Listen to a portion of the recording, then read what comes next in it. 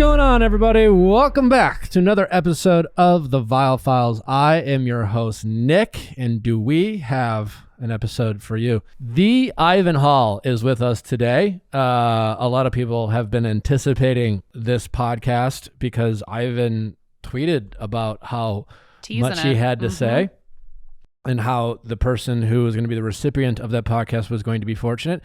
For whatever reason, Ivan selected us, and we are grateful. Lucky us. It's an interesting episode. I think Ivan had some warming up to do. Mm-hmm. Yeah, you know, people should stick around for what's revealed later. Well, I certainly because he tweeted about it and posted about it, we were like, we try to dig deep. So we talk a lot about, I guess, other people early on. And then we get more into the specifics about Ivan's journey. And he definitely delivered when it came to the Chelsea Aaron hotel room phone scandal. Yep. So overall, I think Ivan delivered. Certainly we, I think that's all we have to say. It took him I think he was nervous. You won't be disappointed. I think he was nervous early on. Anyway, we thank Ivan for coming on, and hopefully all your burning questions as it relates to Ivan's journey are answered. I felt satisfied with his answers, and I thought he did a great job. And if you ever doubted Ivan, I don't know if you will after this. Or if you thought you knew what went down, you might not. He certainly fills in all the gaps. Yep. I guess we'll just let you listen to the episode. If you are in a situationship of any kind, dating, troubles, ups and downs, we have a very popular podcast on Mondays called Ask Nick, where people write in their dating stories and we share some perspective. People find it helpful. If you're one of those people and you're tuning in to this podcast for the first time to check out Ivan, be sure to tune in to that. And we are back next week recapping Michelle's premiere of her season. Very excited about that. And if there's anything else, Remy Bader is our guest next Wednesday.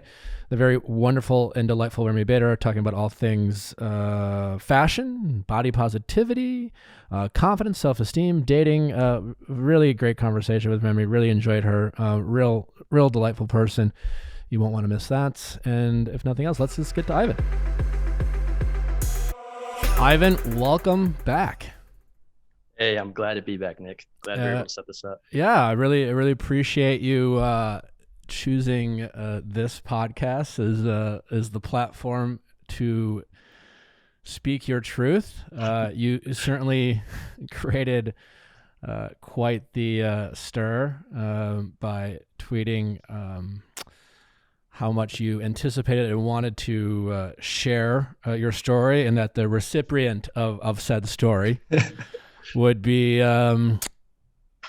quite excited to be the person to share it. So thank you. And I guess I'll just turn it over to you, since you definitely called your shot, so to speak. I guess the people want to hear what you have to say. So I guess my first question is, what was the moment while watching the show that you felt compelled to post that on your social media platforms about wanting to speak your truth? Oh, that tweet there. Jeez. I mean, it definitely had to be just because of the whole, Chelsea Aaron situation and whatnot. Things got heated. Some of my actions, might not have made too much sense to people, but, in the day, it made a lot of sense to me. And, I don't know. I really didn't think that too was going to go that viral, but it definitely did.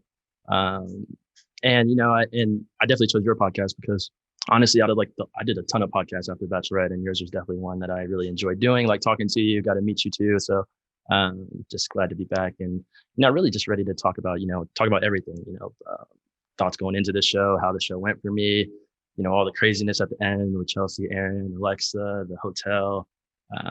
And yeah, just kind of ready to put it all mostly in this one podcast, and then just let it be and, kind of fall off into the sunset. Well, let's not hold back. Let's not mostly. Let's just give the people what they want, Ivan. Let's just start, I guess, in the beginning in terms of, you mentioned thoughts on going back on Paradise. You seem to me to be, the little bit I know about you, a very thoughtful person.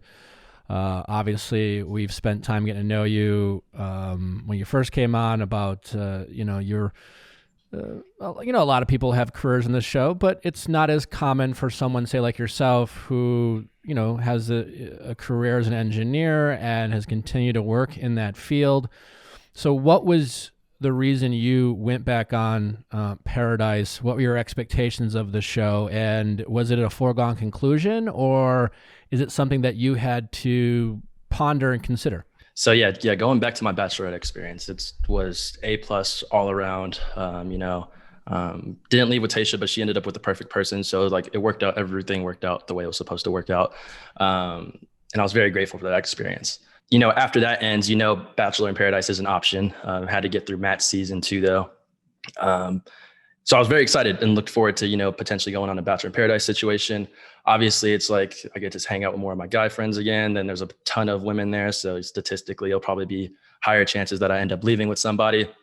But then like during kind of like Matt's season, there was definitely a little bit of like apprehension, I'll say, raised, mostly just because of all like the race scandals and with Rachel and Chris Harrison. And then I think I got caught up a little bit in it when a lot of headlines were out there saying like Ivan won't do Bachelor in Paradise if Chris Harrison's the host.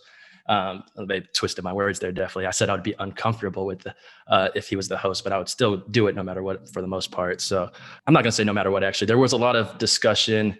And I think Bree actually alluded to this a little bit on y'all's podcast last week, where we had this whole like black coalition from like Matt's season's girls and like from Tayshia's men, and we were trying to like figure out things and like if Paradise was going to be a good option for us to even do. So definitely some apprehension into going with Paradise with all that kind of stuff. But as time wore on, I think that kind of stuff. From my perspective, I wanted to, give the show another chance. I know it worked out well for myself. And, and having talks with, Chris Harrison called me on the phone, had a great conversation with him, talking with the producers and how they wanted to make this season of Paradise different than any other season ever. That got me excited again. And of course, there was a lot of, a ton of women I wanted to meet out there and, potentially leave with somebody. So you said Chris Harrison called you? Is that public knowledge? Like there was, probably not. I mean, I think some people know, like my friends and stuff know, but like, no, yeah. I mean, there was a headline out there when I did one of the shows on E where I said I would be uncomfortable if Chris Harrison was the host. It went viral because everybody said Ivan's not doing it if Chris will be there, obviously, but that's not what I said exactly. But yeah, he reached out to me, and we had a good conversation, it was just two grown adults talking about things. And, it was a good conversation, and I wish him all the best. And I was like, dude, there's no ill will towards you. It's just, as the person who's like the authoritative figure of the show, it definitely would honestly make me feel uncomfortable at that time based on how things were going. Obviously he ended up leaving the show. After that conversation, did he make you feel more comfortable, or was your comfort level pretty much the same, but you certainly just respected him reaching out? No, I definitely fully respected him reaching out. We had like a 30-minute conversation. He was just trying to pick my mind on things. And he was just like, he just kind of, was just letting me like tell him whatever I wanted to and speak openly and trying to like game plan for the future to a certain degree and whatnot. But yeah, of course he left the show or whatever. I wish him all the best. But yeah, it's just the way things had to play out, I guess. And I will say, I definitely really enjoyed the host situation this year. That was a ton of fun with all the rotating hosts, especially Lil Jon. That dude was the best out there for sure. Yeah. Well, they're all great, but Lil Jon was a lot of fun. He was a ton of fun. Yeah. I enjoyed watching them, and there was something about Lil Jon, his range. He's got incredible range. Yeah, for sure. Both as a host and as a musician. I heard a rumor, and maybe you can help clear this up, that you gave some very strong consideration to not going on Paradise because you were strongly thinking about going on Michelle's season. That's a funny rumor there. I will say this. So me being a numbers guy, statistically, it made the most sense for me to go with Paradise. I felt like, because there was, a lot more options, a lot more women I could date.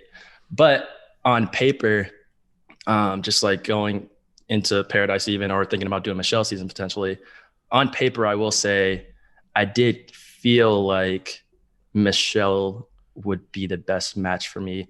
This is without me knowing her at all, but just from the things I've told producers and like what I was looking for in a, fiance, wife, and all that kind of stuff, relationship. She's like seemingly sweet. Well, I'm sure she is, and plays basketball, love basketball, athletic, all that kind of stuff. And comes from a great family, all that kind of stuff. So on paper, definitely something I was definitely, kind of considering, but I was just like, at the end of the day, like, I guess the chances are higher if I go to Paradise and try dating multiple women though. Was it just something that you were thinking about in your head, or were there any conversations you had with the show about possibly going on Michelle's season? I definitely mentioned Michelle to, a couple of the producers. It never like really gained any traction. And I never said like, hey, I prefer to do Michelle's season over Paradise. Cause again, I did prefer to do Paradise over her season for the reasons I stated. But it was just something that I did let them know, like I was thinking about. You mentioned your numbers guy. Obviously you're very analytical. I relate to that thought process. It is something, however, I think is used against people who go on the show when they say things like having a strategy, being a numbers guy, thinking about things pragmatically.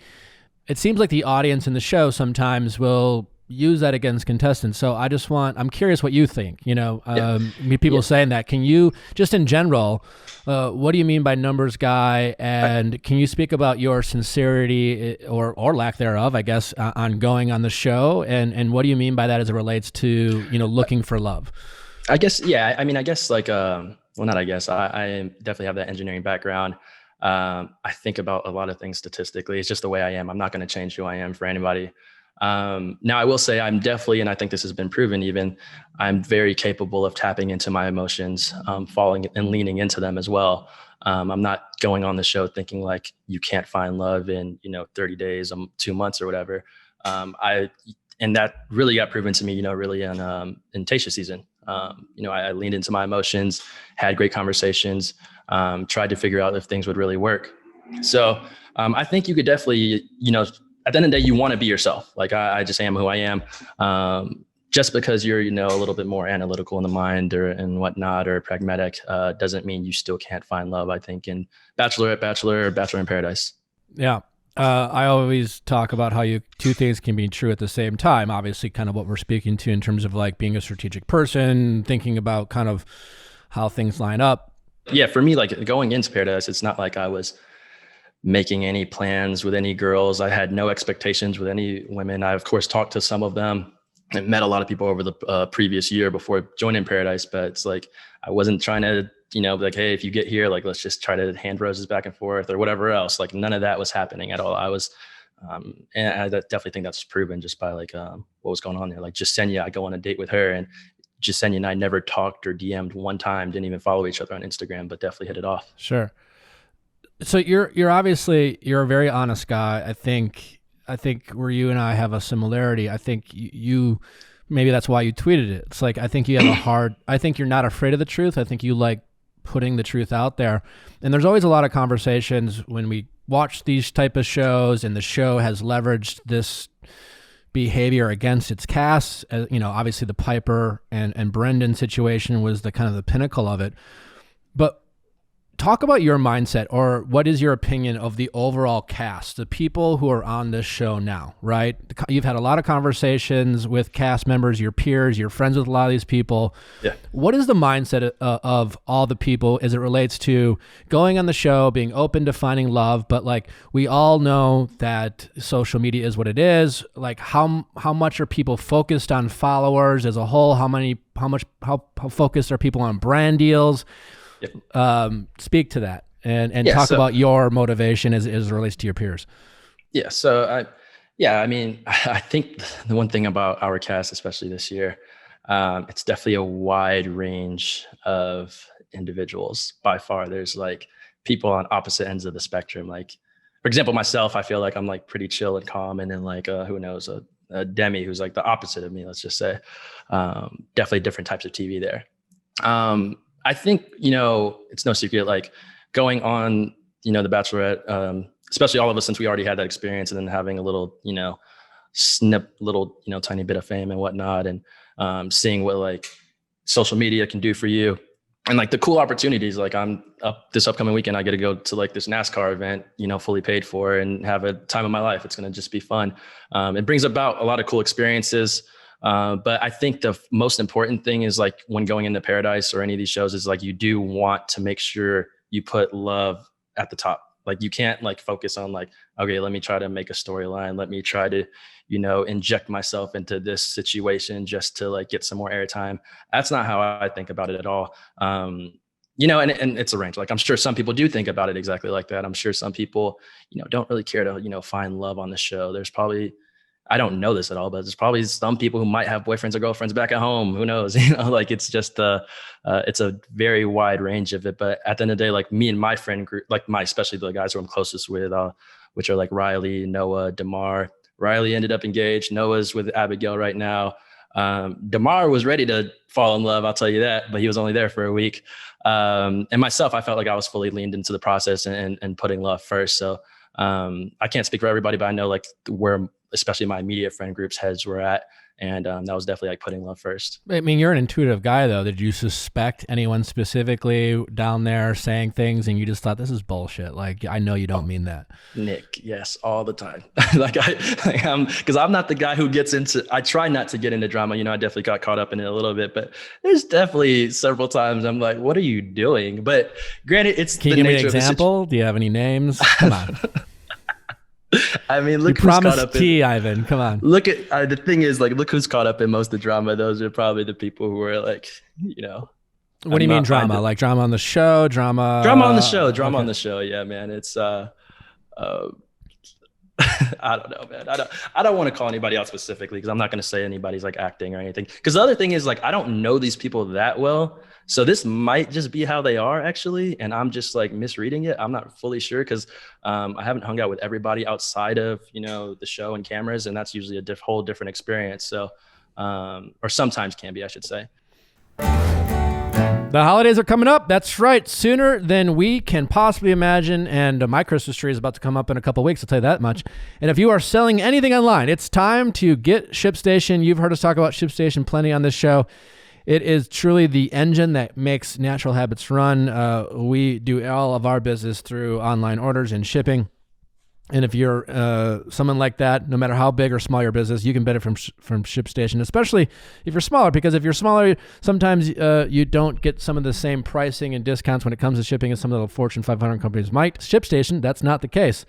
Helps you get great customer service, great metrics, all these insights into your shipping so that you can provide your customers with the best experience possible. Because if you're running an online business, one of your biggest costs, if not the biggest cost, is going to be your shipping costs. Over 100,000 sellers use ShipStation in their business, and you can be 100,001 or 2, whatever, constantly growing. My listeners can use my offer code VIAL to get a 60-day free trial just in time for the holidays. That's 2 months of stress-free shipping for free. Just go to ShipStation.com, click on the microphone at the top, and enter VIALL.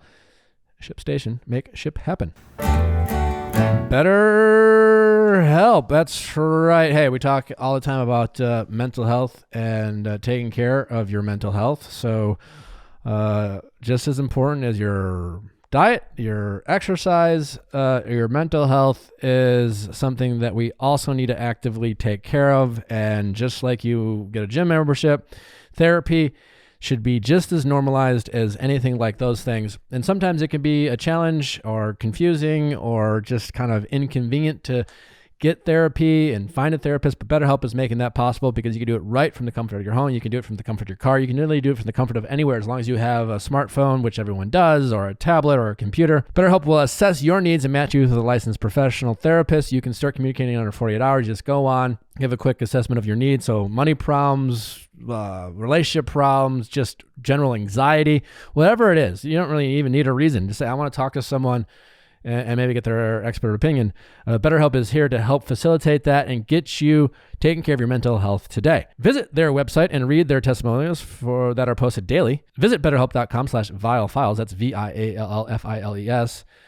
BetterHelp, H-E-L-P, and join over the 1 million people who have taken charge of their mental health through the help of an experienced professional. In fact, so many people have been using BetterHelp that they are recruiting additional counselors in all 50 states. This podcast is sponsored by BetterHelp, and the Viall listeners get 10% off their first month at betterhelp.com/viallfiles. What about, like, since the show's been done filming? I mean, you've talked or hung out with a lot of people. Like, do you find, like you said, like you have these events, and again, it seems like you have a good handle on the ability to enjoy the opportunities given to you while not, I mean, you're still at work, right? Yeah. Yeah. I mean, I work a full-time job as an engineer.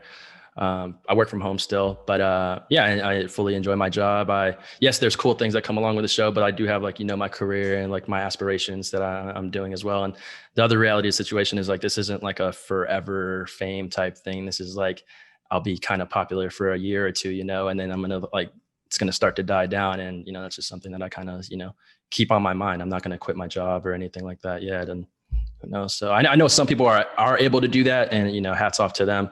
Once especially you get to the who knows, tons and tons of followers type club. But no, I still enjoy my engineering job. I have other entrepreneurial type ventures I want to go out and do. And I'll always do that no matter what. I got the impression you had some thoughts on the Brendan and Piper situation of it all. And so I guess I just wanted to give you an opportunity and get your take on all things that went down in that situation. And is there anything you know or don't know to shed more perspective on it, of what went on, one way or the other? Yeah, we can touch on that. It's that's a very touchy subject, I will say, as evident by Brendan's fallout, especially after the show. But I mean, the thing is, like, when I went to New York back in April, and that's actually one of those nights I was out there because there was a ton of guys from my season that came out to meet us there. One of those nights is definitely the night that Brendan and Piper first ever met. So I guess that was the start of them, like, meeting. But like, Brendan and I, we're friends. We probably talk, I'll say, like, once a month, once every like few weeks or so. Going into the show, I was not fully sure on his relationship with Piper. I know they had been talking to each other and seeing each other a little bit. I was under the impression they weren't, like, boyfriend, girlfriend, or like seriously dating, at least when the show started. And then especially, getting out there, seeing him and all that kind of stuff, and his, like, general interest, his, like, interest in Natasha from day one. And then as time went on, interest in, like, other people potentially coming out there. I was just like, okay, I guess they weren't fully dating. But I will say, like, starting day 2. What do you mean by other people? Because from our perspective, it looked like it was just Natasha, and then Piper came down. Like, this is, like, definitely, like, the guys talk, of course. And I think almost all of us did this. We were like, oh man, it would be cool if person X shows up here. And, Brendan definitely did some of that. It wasn't like he was just like, I can't wait till Piper comes here. Like, he was not just going around being like, Piper, Piper, Piper, only Piper. Did he give specific names? Because, I mean, like, it's easy for, I mean, if I were to critique that, I could say, well, Brendan's just like, oh, I'm just excited for other people to come down. Because, like, what does that mean? Yeah. Like, maybe he's just saying that to deflect. I don't know if I want to say a specific name, Nick, but I will say he was interested in. Was it Bree? Because I heard Bree. I heard he was in Bree's DMs. I mean, you probably have decent sources, I'll say then. But I mean, like, all of us said other people's names. Like, who knows? Like, Joe was probably wanting other people to come. Well, I'm sure was wanting other people to come down too before he, like, really had things elevate with Serena. It's just, like, across the board, like, you're interested in people. It's just kind of the nature of Paradise. You're always wondering, like, hey, what if it's girls are coming in this week? It's like, I wonder who's coming down. It would be kind of cool if these people show up. So, like, we always had those general conversations. As far as Natasha and Brendan's relationship, I mean, like, I remember day one that Brendan said he was interested in Natasha, and that's, like, the only name he kind of named. And I think it was kind of shown on TV. Like, I know they were having, like, kind of struggles, like, romantically getting involved with each other. But I, like, from Brendan's perspective and what he was telling me, he's like, dude, she's such a great woman. I'd like still want to see where this goes. And then I think this is, like, when things definitely start to get interesting in that situation. There was a day where it was Brendan, myself, and then Noah, I think, came to join the conversation later. And I could tell he was kind of just like, yeah, man, I don't think it's going to work out, with Natasha. And I could kind of just see it on his face. And he was just, talking about that. And then This is before Piper showed up? yeah, just maybe like an hour or two before Piper showed up, because he told me he was like, he was going to try to, he was probably going to just, break things off with Natasha and try, talking to somebody else. He specifically told me he was thinking about talking to Deandra. And seeing where that goes. Because Brendan honestly didn't spend too much time talking to too many of the women other than Natasha to that point. He really spent next to no time at all. And I think some of the other girls have said that, even though, he was one of the most desired guys out there for sure. He like definitely put all his cards in like Natasha's basket at that point. But I was definitely getting the sense, or I knew he was about to like, kind of pivot and try out something else, which, is supposed to happen in Paradise. But that never actually even happened, because Piper comes in and then we start with that whole saga. So it got wild. And what was your take? I mean, because it seemed like everyone, including people on the show, found out a lot about what Brendan and Piper said, because, they're whispering to each other. They think they're not even mic'd, they're off camera. So, a lot of cast talked about, when the reactions were as strong as they were, a lot of cast was like, oh, I don't fucking know, like what Brenda was saying. So now that you guys know, what was your read on that situation? And have you had conversations with Brendan about some of the things he said about Natasha? And as it put a little bit more light in terms of like how he approached the situation, like what were your thoughts? And again, like, have you talked to Brendan specifically about that? Yeah. I have spoken to Brendan one time, and we kind of talked about everything. But yeah, seeing a lot of that stuff, man, it's like a lot of people just assume we know these private conversations and that Brendan's, maybe calling Natasha annoying or whatever else. Like, we don't see that part of it. Like, I did not see that at all. I just knew they were like, kind of had interest, kind of were on the friend level. We're trying to make things work out. And then, of course, Piper came in, so he kind of just went a different direction. But yeah, and I, like myself, and I know others too, definitely were getting a lot of slack just for like not, quote unquote, standing up for Natasha. It's like, it's a very tough situation, especially because I do consider Natasha and Brendan both a friend, and I'm like hearing two different sides. Like, I remember there was a moment where like Natasha's between me and Joe and kind of confiding in both of us. And Natasha said, Ivan, you have to call Brendan a liar and manipulator. And I was like, from my perspective in that moment, I didn't see that yet. I just saw, him like having an interest, kind of struggling, saying he was about to move on to, somebody else. And then Piper shows up and he just like immediately pivots over to her. So I didn't know he was like, she says that he's like leading her on and lying about the amount of times Piper met. I didn't know any of that at all at that moment. So it was just a very tough situation, because I'm like trying to listen to both of them. I'm like, I don't know what to do. And not to mention the fact that I'm over here like struggling with my current relationships on the beach, trying to figure out my situation. So there's so many different relationships and things happening out there. You don't really know what all is going on everywhere. Keeping on the mental health kick. Hey, Headspace is helping you with the guided meditation. And tell you what, being present, being focused are important keys to life, I have found, and it's difficult to accomplish. And that's where meditation comes in. And it really helps you just get back to neutral, stop. If you're having a moment, feeling triggered by something, meditation I have found is really beneficial in those degrees. But it's hard. Meditation is not just something you just do. It's a skill set. It helps being guided, right? Guided meditation. Headspace is helping you get there just through simply a couple clicks on your phone. So whether you're ruminating, you're having endless thoughts over and over, or stressed with life, or maybe you have you can do guided meditations to help wind down the kiddos at home. Maybe start your day. There's meditation for that. There's meditation for unwinding before you go to sleep and get better sleep. Headspace is a convenient dose of meditation, mindfulness, and sleep exercises to relieve stress and anxiety to help you get a good night's sleep, all in one app.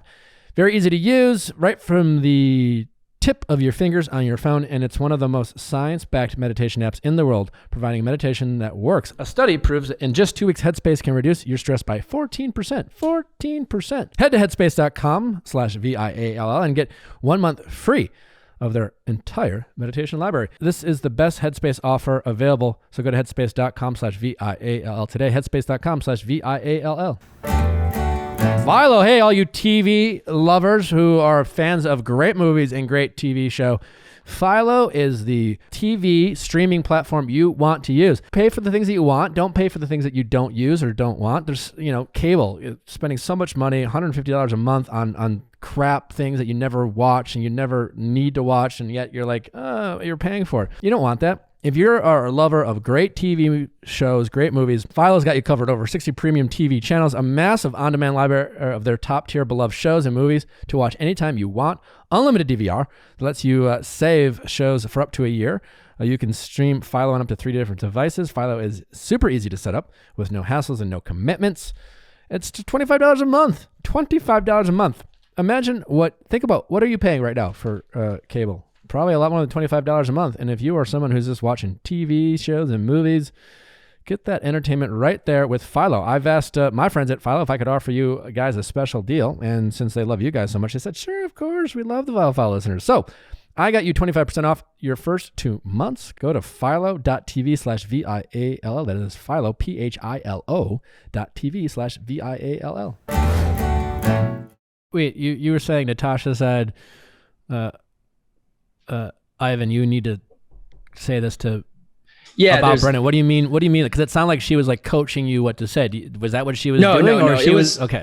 No, it was like there was a moment, because trust me, it got sent to me a lot on Instagram. There was a moment where she's like confiding in me and Joe, and I'm like kind of just sitting here, and she's like, your friend's a liar and manipulator, and I kind of like don't react, and I'm kind of not that I don't react, but I'm like, and then she kind of sees my face because I'm like, I'm not gonna say that, and then she's like, Ivan, like you gotta admit, like he's a liar and manipulator, and I'm just like, I don't see that right. Like I don't see that right now, so I don't, that was a tough moment. And looking back, like she definitely was done very wrong by Brendan. None of those things needed to be said about her at all. And if I had the full context of everything, I think like I would have been able to help out a little bit more, or like get them to talk and figure things out a little bit better, hopefully. But I was just working on the information that I knew, and it just is what it is. Did you say as much to Brendan when you spoke to him, and can you shed any light on his frame of mind or what he said to you? I mean, obviously, I don't know if that was a private conversation, but with Brendan, I spoke to him one time. It was definitely like, he knew he was wrong, and he was like, yeah, man, I definitely did things wrong. He was definitely like very, down about the whole situation. I could tell things were like really getting to him, because there was like a tremendous amount of backlash, and I don't know if he thought, all that stuff would air, who knows? But I do think he like genuinely realizes it's wrong, what he did. I haven't talked to him much more other than that, whatever 15, 20-minute conversation we had. And like, again, like he's like, me and him talked about on the beach. Like he wasn't just, I know his main thing is like, I wasn't just focusing on planning to be with Piper only. Like everybody's trying to make it seem like that was his only intention. He kind of talked about that a little bit.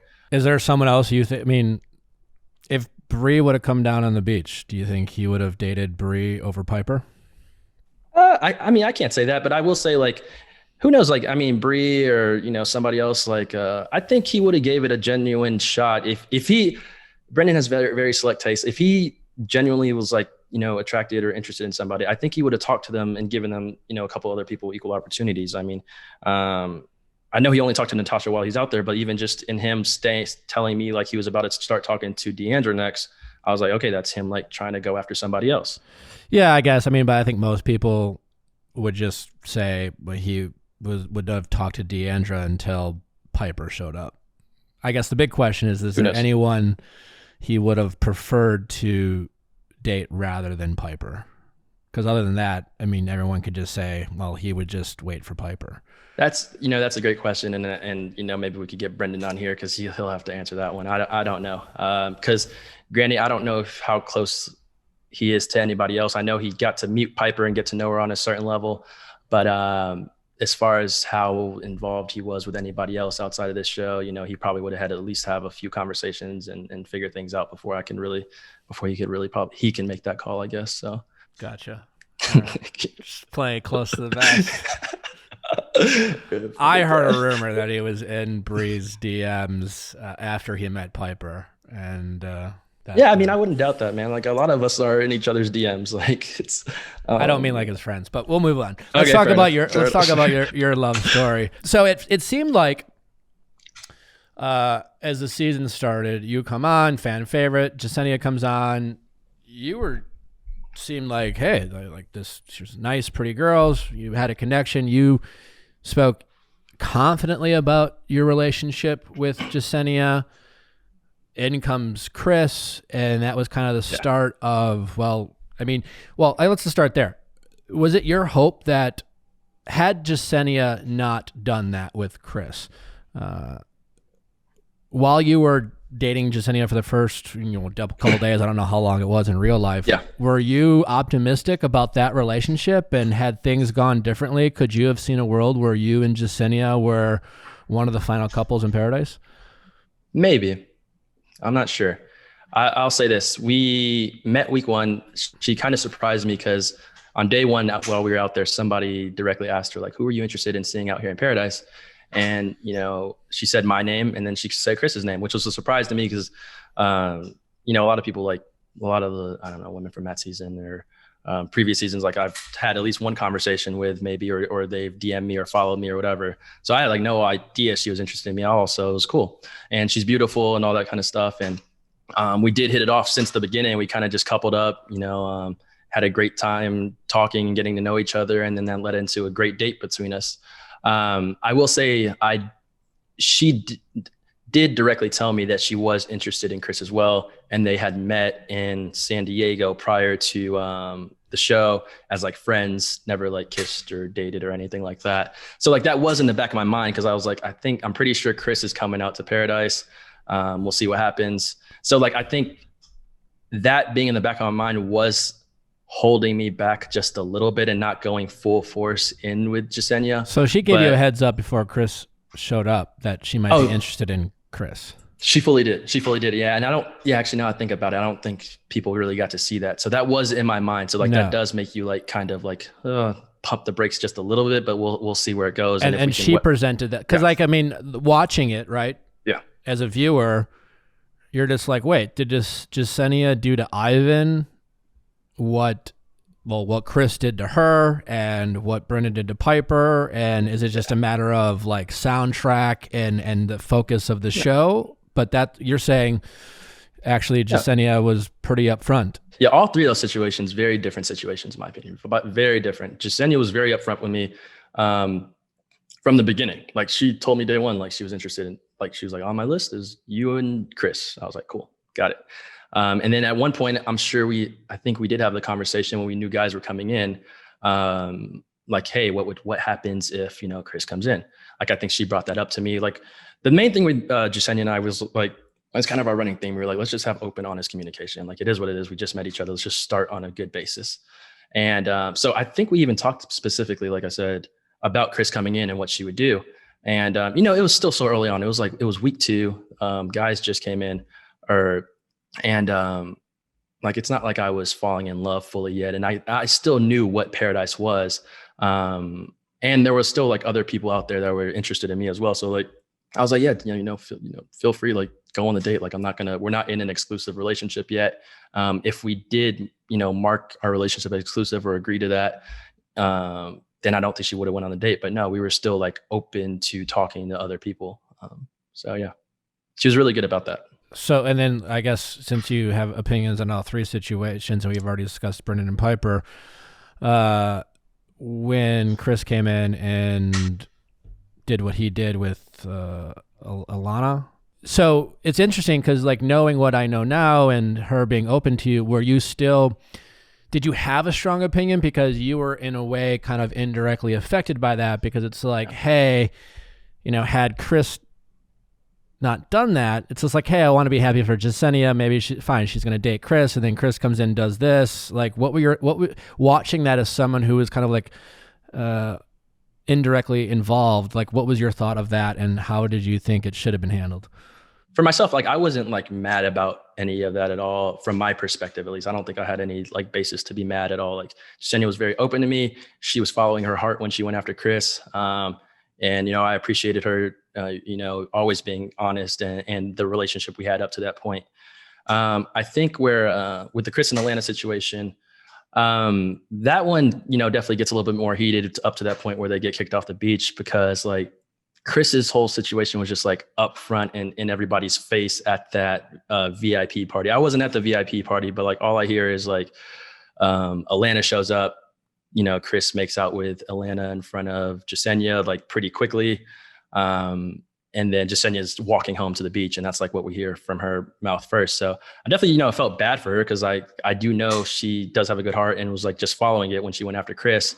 So I definitely felt bad for her. I think Chris has admitted, and he knows he didn't like handle that situation properly. He should have done what Jasenia did with me, and probably just like communicated with her a little bit better about his interest in Atlanta, and telling her, or at least giving her a conversation that, hey, I'm probably going to pivot and, you know, start going after Atlanta. Cause yeah. So I think Chris did have some general interest in Jasenia in the beginning there, but maybe some of that just, you know, fell off a little bit. I know he met Atlanta, I think in that same trip or whatever as well. And maybe that was like his actual top person he wanted to get to know a little bit better. So.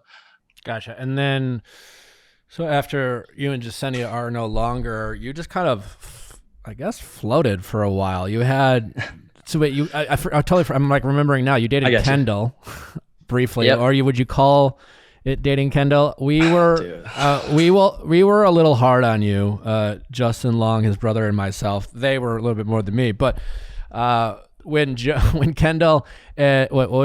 Serena are talking, and like you guys are all just kind of watching that unfold, and Kendall's upset, and you know, like you go to like try to kiss Kendall. Do you want to distract her? Do you want to speak on that? Because like, yeah, we gave you a little hard time, kind of like, what the fuck, Ivan? Like, what a weird time to try to kiss Kendall. But the floor is yours. I was just trying to distract her. It was just like a little head movement. I wasn't trying to kiss her, man. It is what it is. But no, but like the funny thing is like, so I think week 2 after Jasenia, you know, dumped me, I ended up getting a rose from Deandra as like a friendship type rose type thing.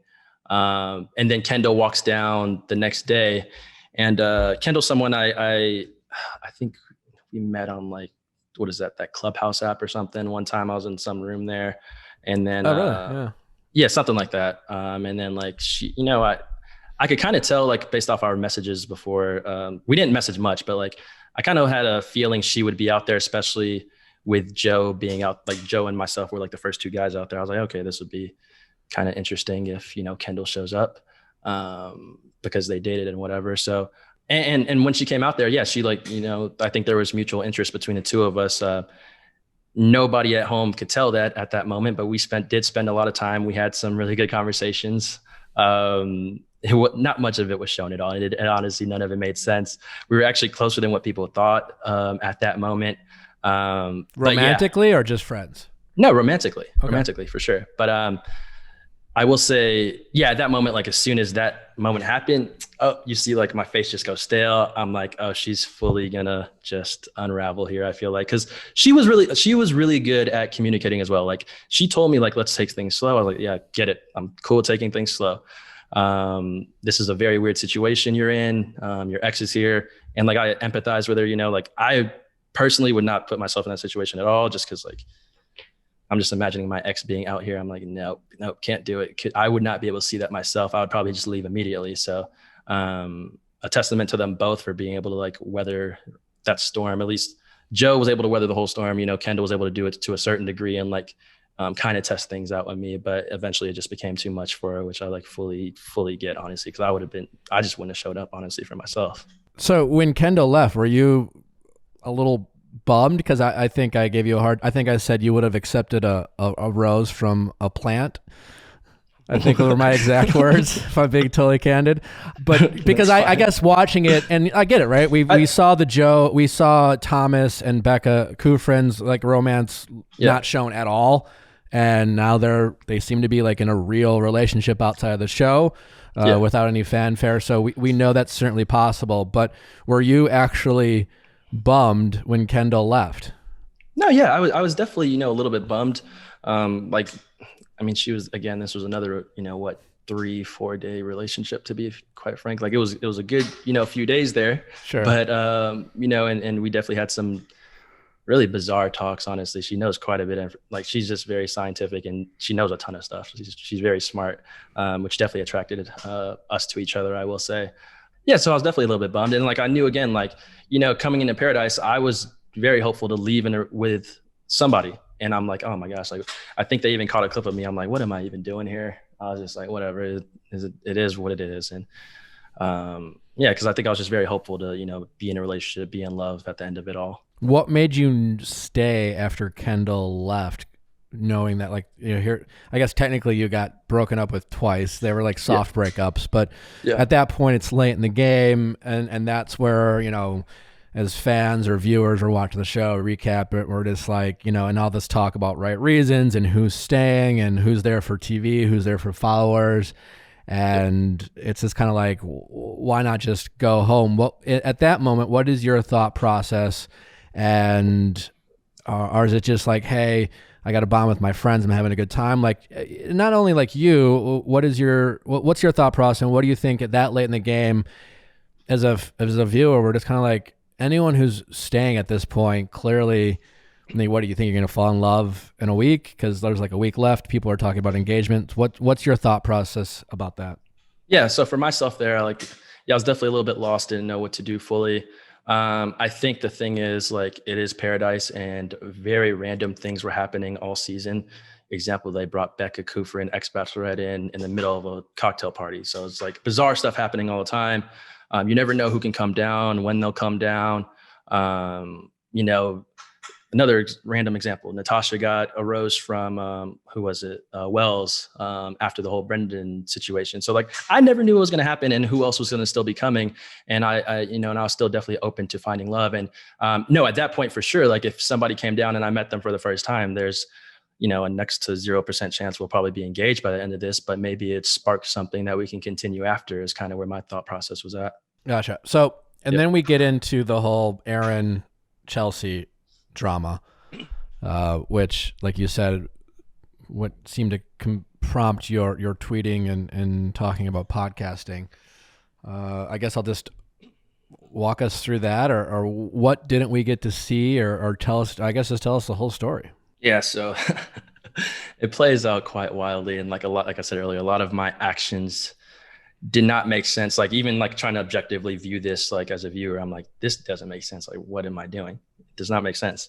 But like, just to try to add more context to the situation, going into that cocktail party specifically, like I was definitely like, lost. I didn't know anybody at the beach currently was interested in me at all.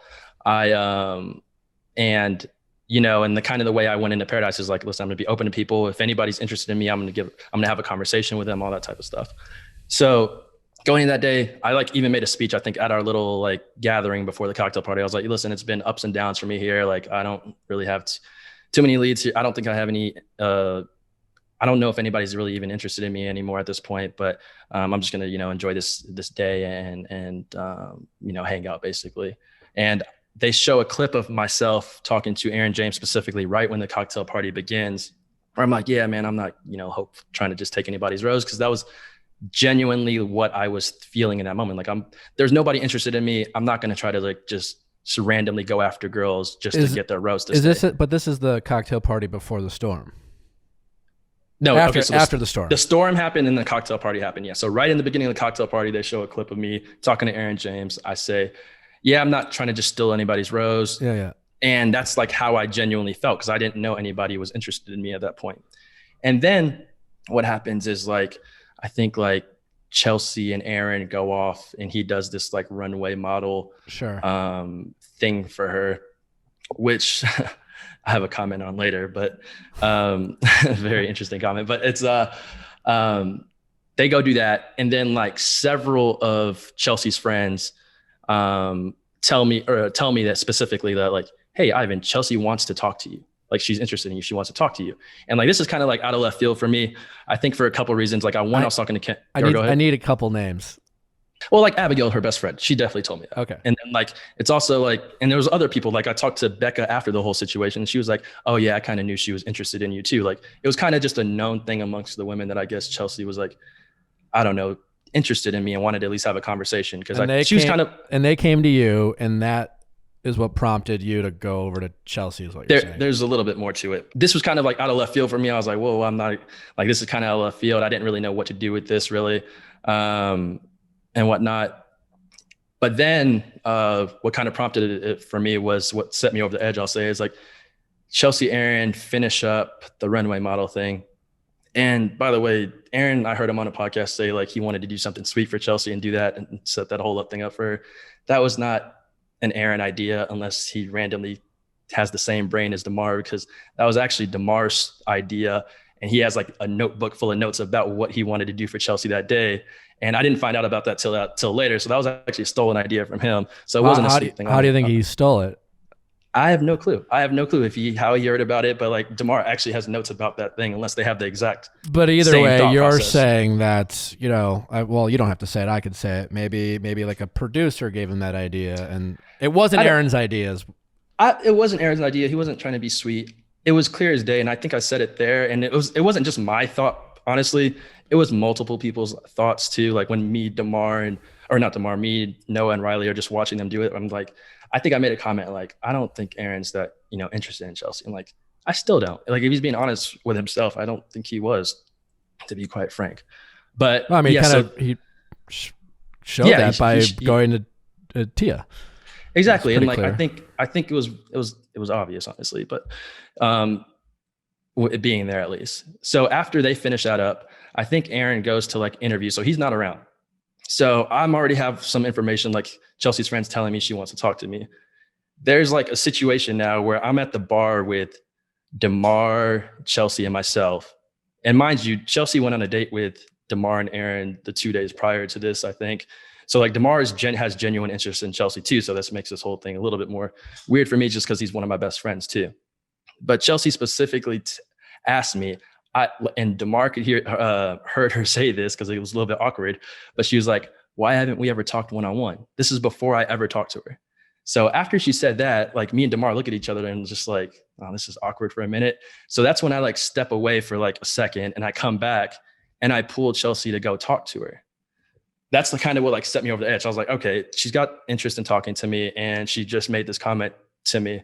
Let's just have a conversation. Cause like anybody who, like I said, from day one, like if anybody was interested in me or if I'm interested in anybody, I just wanted to at least have a conversation and see where things go. And so that's what I was trying to do.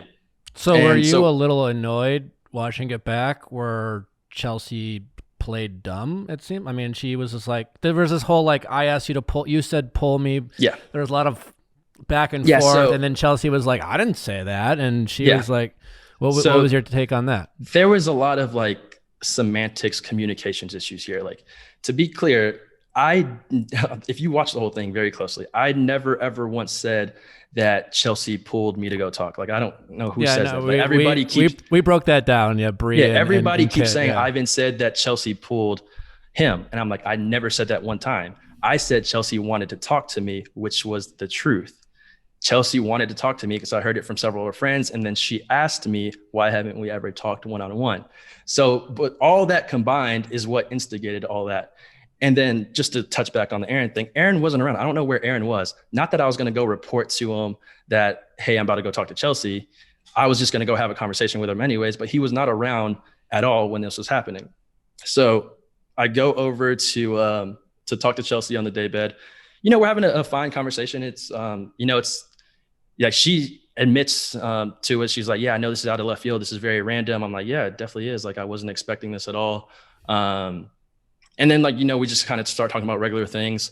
And then, like, this is another thing, but, and then we eventually kiss. And I know Aaron and James are watching in the background and they see us kiss. And the thing about that one is, like, yes, I enjoyed the kiss and Chelsea is great and all those things. Like, she's amazing. And I definitely wanted to do that.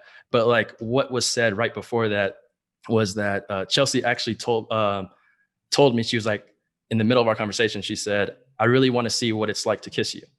She said that directly to me, and then we start making out. That's how the whole kiss came about. And I'm not going to tell a beautiful woman no, especially when they tell me that in the middle of a conversation and we're in paradise and I don't see her like with any lockdown relationships. So that's kind of how the conversation ends off that kiss. And my mind, honestly, immediately was not like on Aaron at all, really. Like I knew I was going to talk to him eventually, but it was mostly on DeMar because DeMar was one of my best friends out there, and he had genuine interest in Chelsea. So I didn't. If you like look at the tape, like I walked back to the bar with Chelsea, and I immediately start talking to DeMar. I'm like, dude, the situation's like, just start talking about the situation. Sure, We're kind of laughing a little bit, like because I'm just checking in with him. I'm like, this is just kind of how it's escalated. I didn't even really have time to wrap my mind around what just happened at all. Because like 30 seconds later, Aaron comes up, yells across the beach in a very like terrible energy towards me. Says like, Ivan, come over here. I need to talk to you. Or whatever. And points to this little spot where he likes to go to argue with people. Like he did that with Thomas several times. I had the most amount of arguments out there. So I was like, dude, I'm not coming to you because I'm not a child the way he was talking to me. So he eventually comes up over to me, and I could tell he's like very angry and all this stuff. And like, it's kind of funny because I remember there's one thing I say before he starts. I'm like, dude, before you do all this fake stuff you're about to do, please don't do it. I directly said that to him. And then he proceeds to get like hype with me. Like he doesn't even try to have a normal conversation. He just like immediately is like, as soon as I start trying to explain, he's like, bitch move. And then eventually calls me like a pussy and a bitch. And at that point, the way I was raised, like you don't do that to a grown man. So I stood up for myself fully. And I don't think he expected that at all. Cause like I am very chill and casual, and I get in his face. I'm like, what are you going to do about it? Like, what's up, dude? Like, I'm going to get right in your face. Cause, and to see later in the ITMs, which was just kind of alarming, where he's like saying he's going to slap me and break me in half. And I'm built like a chopstick, doing all this body shaming and like actual like physical threats. And then he did like nothing about it at all when I'm in his face. Like giving him the opportunity, I think really is just like, I don't know. It was just kind of mind blowing for me, and definitely like angered me quite a bit, I will say. Cause like, if I say, I don't know, if you listen to the whole thing, like I don't once say, I'm going to punch you, I'm going to hurt you, anything like that, but I will always defend myself. So, to hear that he was saying all that kind of stuff definitely like rubbed me the wrong way, Sure. to the fullest. And to hear him say things like behind Thomas's back, like I'm going to kill that guy or that kind of stuff. It's probably an unpopular opinion, but I think that by far Aaron was the worst person on this show. It's not even close. He was saying like crazy things about us. Like it was physical, threats are, I think just, I don't know. They take the cake on. Yeah. I've been hard on Aaron. I think he has a lot of growing up to do, from an outsider's point of view. Do you think it's a little more than just him growing up? No, I definitely think he needs to do a lot of growing up. I will say this to give Aaron a little bit of credit, though. I can see how he felt betrayed or lied to, because I did at the beginning say I wasn't going to just try to take anybody's girl. And then I did go back on that because of the things that I explained earlier that developed. And like I said, he wasn't even around, and that's just the way Paradise works. So sure, but that's how he handles things, right? Like it's the way the way it was handled. Like I definitely would have had an adult, mature conversation with Aaron. But when you start going crazy on me instantly, no, like that goes out the window. Like you don't even let me talk, and you start calling me out my name on national television, especially like, and then I hear about you're doing all these things behind the scenes and talking all this trash. Like, no, at that point, no, it's like, I'm not going to have a conversation with you at that point. Like it is what it is. Let's drop, like do something or drop it, for me, at least. What was your take on Thomas? I mean, there are so many opinions about Thomas on Katie's season and on Paradise, and then now he's with Becca, and we all love and respect Becca, and think she's a great judge of character. I feel like Thomas has been redeemed a little bit. We've been back and forth on this show. Like I never thought he was as bad as some people try to claim, whether it was Katie or some of the guys on the season, but he certainly is guilty of saying rather profound things with not much to back it up. What was your take about the guy? Thomas, I love Thomas, honestly. Every interaction we have, I still talk to him on occasion here and there. He'll check in on me. He was, I think almost all the girls would say this, he was a complete gentleman to everybody, always took the plates up for the girls, brought food to them, like just being a sweetheart to literally everybody. Super nice guy. And I mean, and that's all I could really judge him off of. I wasn't on their season. And post show, like he's been a great guy. Like he's got a lot going for himself. Comes from a great family, owns, a business and all that kind of stuff. Very well spoken, very intelligent, remembers a ton of things. Like we talked about quite a bit. And yeah, I do definitely respect Thomas and think he's a great guy. Oh, it's funny. Always funny to hear. Other people. I really do. Like I do think, I definitely do agree with you. Becca is a good judge of character. And I think, and I know, things are going very well for them, and he has like real genuine interest, and he's actually shocked by it all and how it all worked out. And it's it's a bummer we didn't get to yeah. see more of them. Because I mean he took it. He really took it on the chin on Katie's season, and Sure.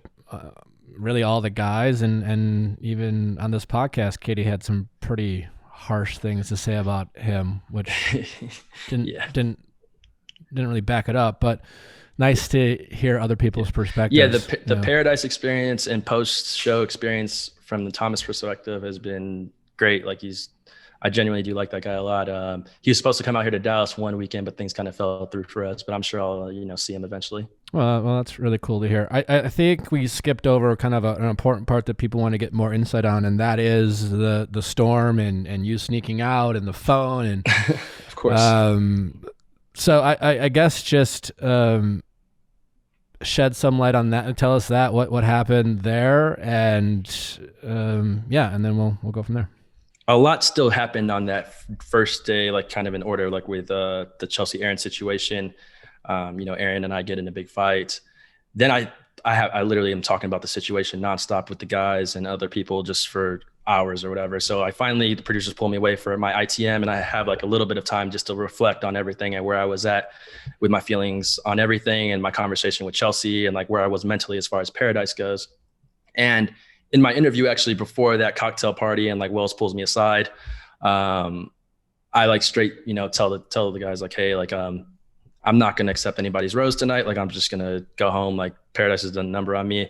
Chelsea's great, but it's just kind of too little too late for me to be here, I feel like. And then later on, before the cocktail party, I talked to like Riley and DeMar and some other guys, and I say bye to everybody before the rose ceremony even happens. Like, I'm already saying goodbye to people. I think I threw Joe off. He was like, "Are you sure? Like, we could talk later. Like, you might stay. You never know." I was like, "No, man. Like, I'm done. I'm done here." So like, I kind of just wanted to say that, at least just because there was a lot of questions about me just trying to rose hunt or whatever and just stay there for the sake of staying there. Cause no, at that point, like after the fight, and then after just like, it was a cool conversation with Chelsea, but it was just one quick conversation. I was kind of just ready to leave Paradise at that moment.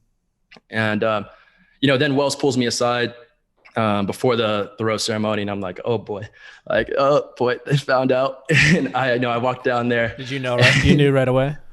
I didn't know right away, but okay. Once he said something happened at the hotel, I'm like, oh God.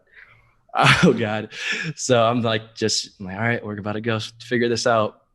And, and I just come clean about everything. Like I knew in that moment, like I was just gonna be fully honest and transparent with what happened at the hotel the night before.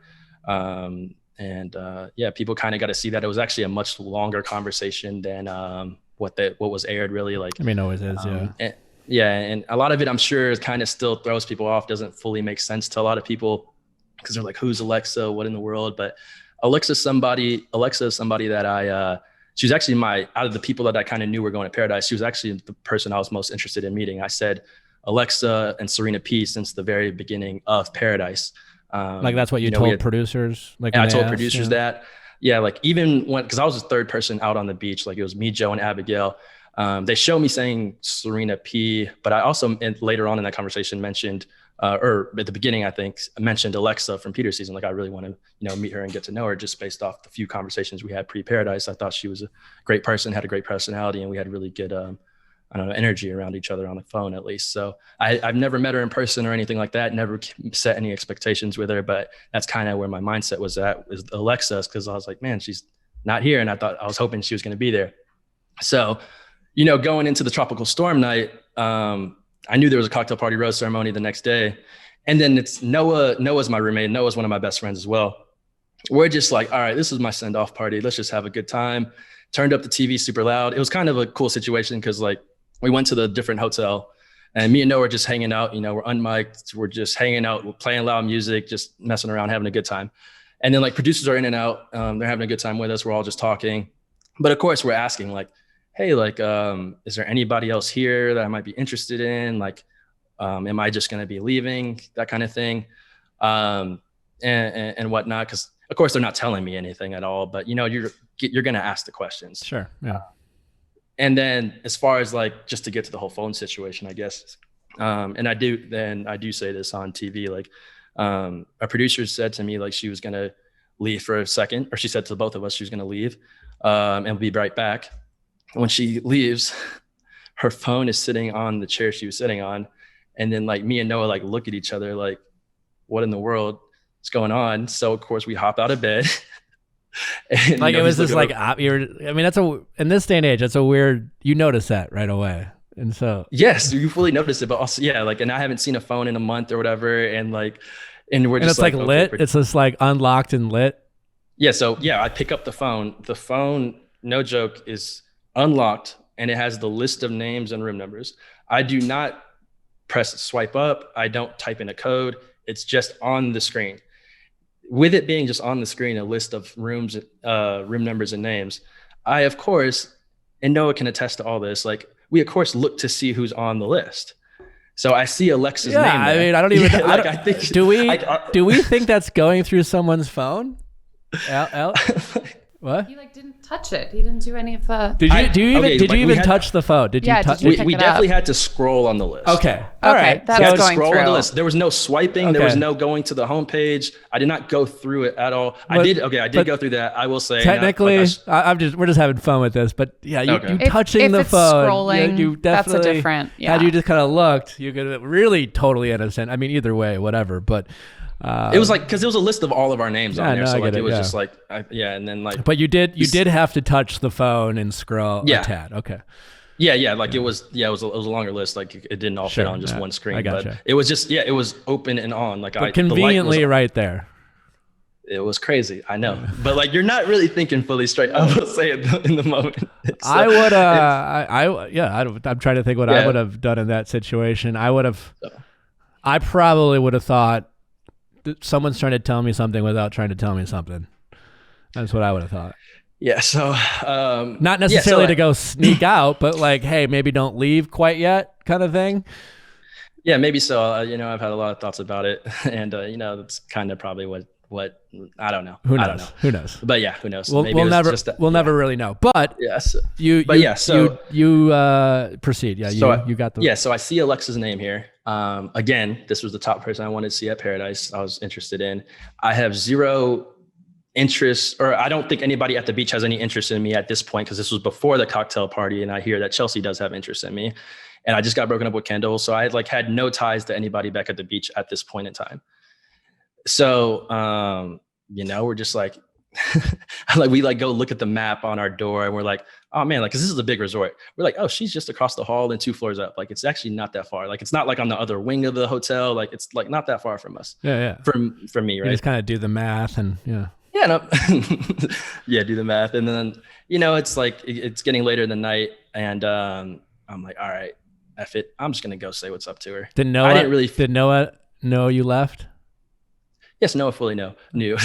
Like he was my roommate. We're like, where did you guys debate? Where you're like, you must have been like, hey man, should I just fucking go?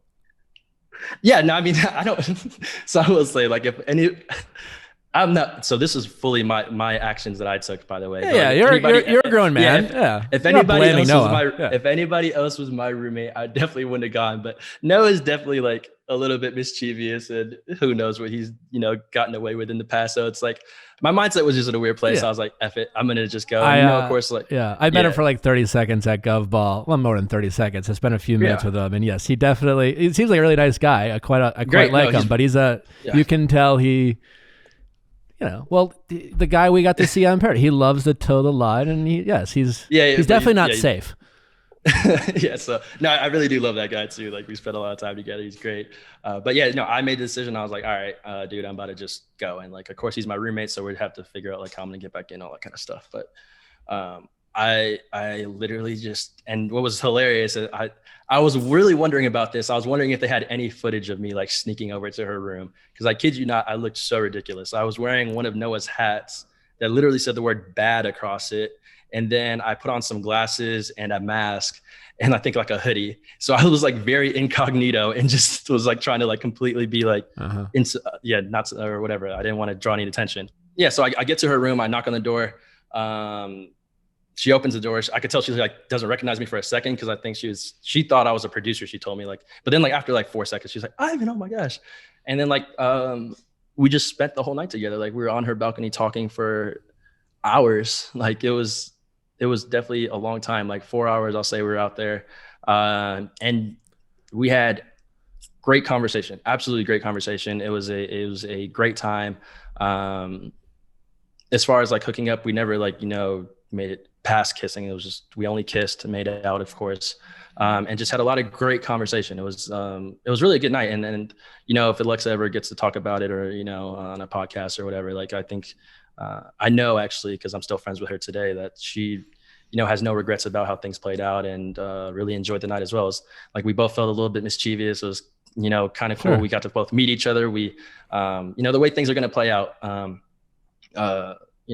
it was everything that I hoped it would be, especially that first night, I will say. And, but yeah, so, and, of course, like in the back of my mind, I'm just like, man, I'm really about to leave here without getting to actually like meet her on the beach when I was like, the next day. That was kind of like another bummer in the back of my head as well. But yeah, man, that's kind of how the whole Alexa thing happened, for the most part. And, Allie has a question for you, Ivan. Yeah. Can you talk about the 5 a.m. Alarm call you made to the front desk that you needed a wake up call at 5 a.m.? Yeah, that was a real bonehead move, I'll be honest. I mean, that's what Wells said, like really shot you guys in the foot. No, I don't even know what you're talking about. What happened? Oh, Ivan can explain. Oh my gosh. Yeah, so basically, because we didn't know how they found out, I guess. Well, you guys talking on the balcony was when you just said that. I've been like, the voices carry outside. Yeah, so we did turn on the TV, like not too loud, but decently loud, just like try to kind of like cover our voices. And we weren't talking too loud at all, because we were thinking about that. But apparently there was a producer that lived next door to her that heard us. And then this is what Wells said, at least. And then she set like a 5 or 6 a.m. wake up call. I was probably like 6 a.m., I think. But we kind of did that as a fail safe, in case I fell asleep over there. And they were just like, why the fuck would these people want to wake up at 5? Listen, Nick, I was not in the best place. I swear, at the end of paradise, that was not the most logical thing to do. I mean, honestly, it sounds like who gives a shit kind of thing. But then, yeah, also it was like, I don't know if I cared that much at that point, to be quite frank, because I was like, I'm leaving tomorrow. Like, none of this actually matters right now.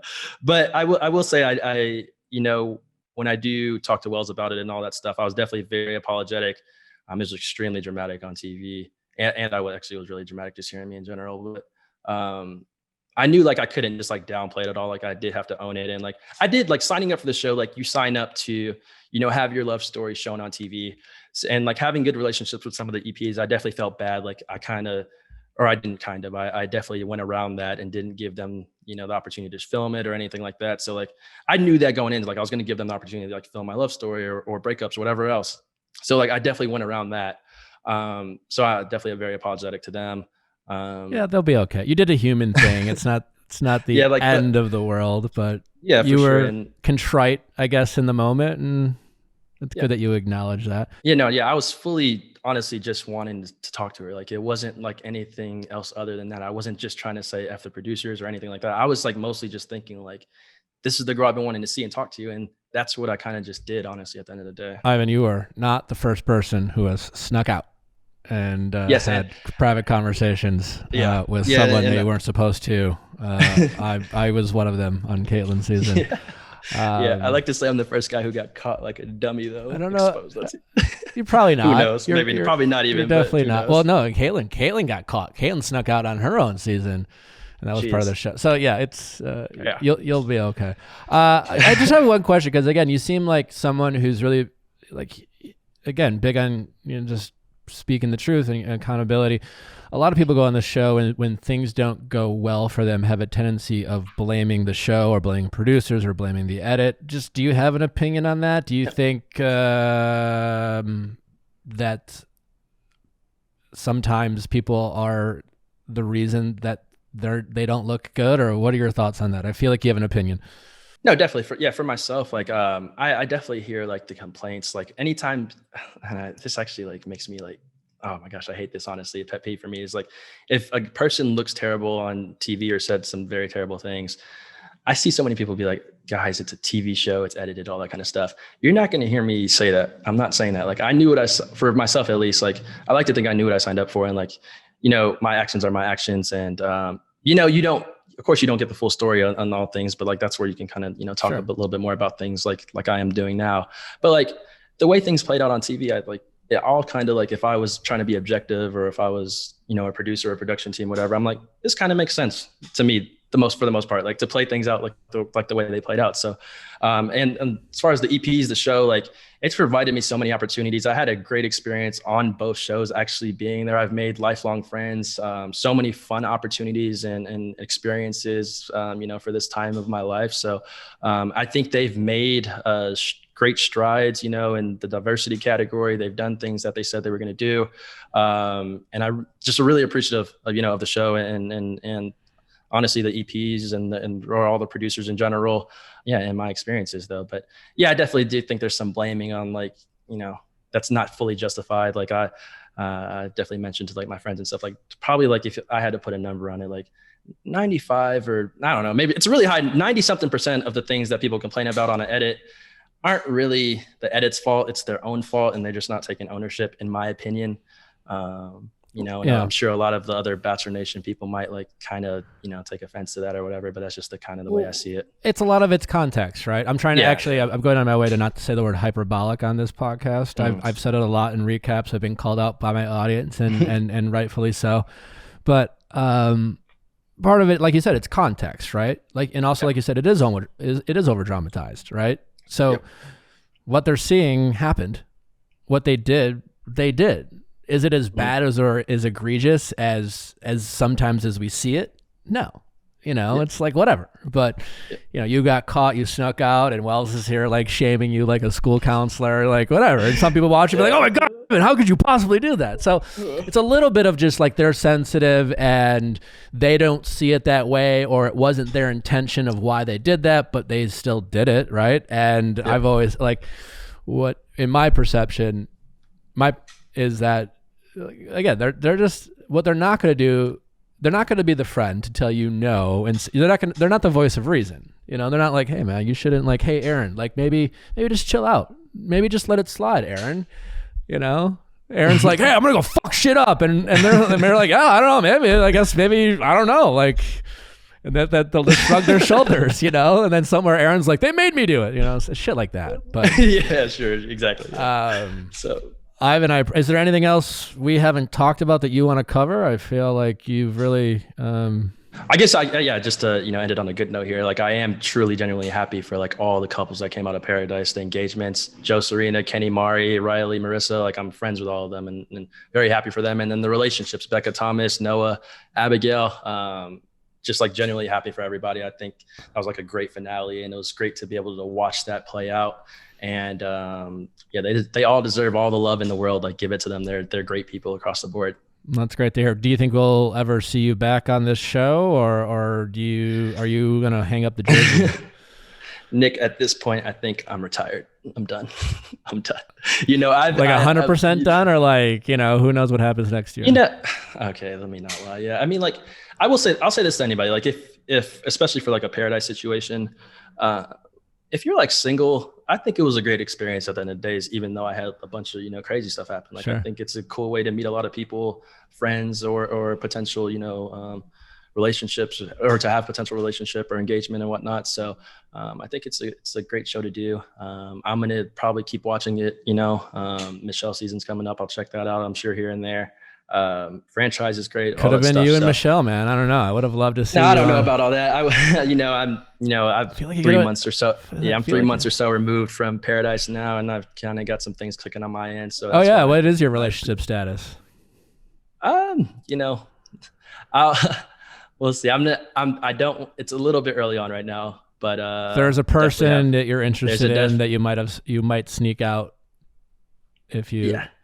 So you're talking to somebody, but we haven't defined a relationship yet or something like that. Yeah, we could say that. Yeah. But, I know there's a lot of people that like, especially for cast members like that are invested in our like love stories. And, when I feel the time is right, I might come out and, show her off a little bit. We'll see. But maybe don't, but your DMs aren't open? No. Okay. DMs are not open. Okay. I feel like that's really the important question.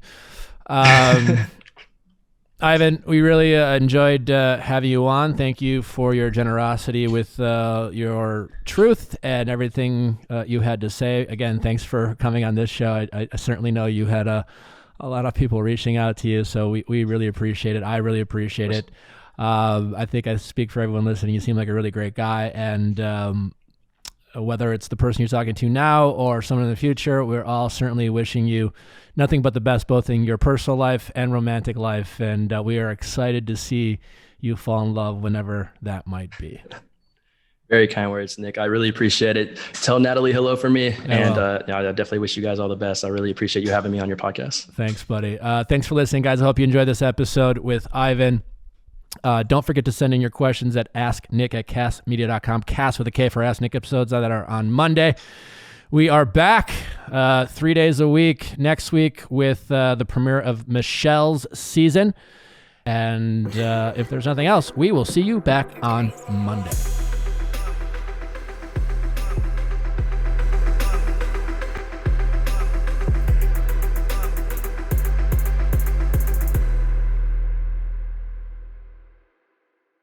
Hey guys, thanks for watching, but before you go, make sure you like, subscribe, and ring that bell so you don't miss any future videos like our Mondays Ask Nick for your favorite relationship stories and advice, and our Tuesday Bachelor recaps.